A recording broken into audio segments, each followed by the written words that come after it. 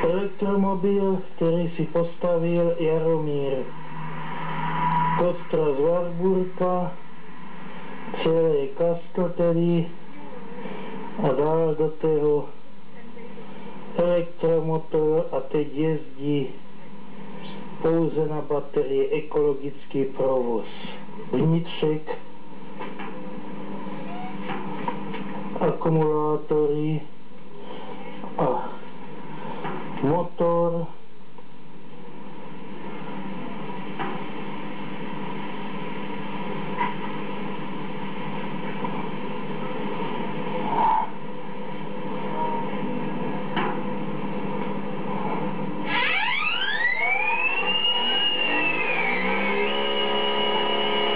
Motor v provozu.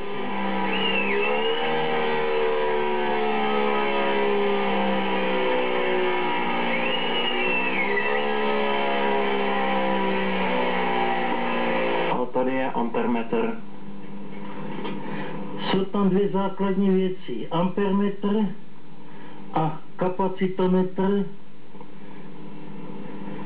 Detailní záběr na kapacitometr. Ampermetr. Jsou dvě důležité věci, bez kterých by to nejelo. Tachometr dosahuje to rychlosti 90 km/h. A dojezd to má tak 40 až 50 km. 220 V, tady jsou baterie 100 Ah, celkem je 7. Mám 7 baterií na 100 Ah, nabíječka z 220 V. Vždycky nabíje a celý den jezdí, nebo ten dojezd 50 km. Zde vyndá kabel, zapne do zásuvky.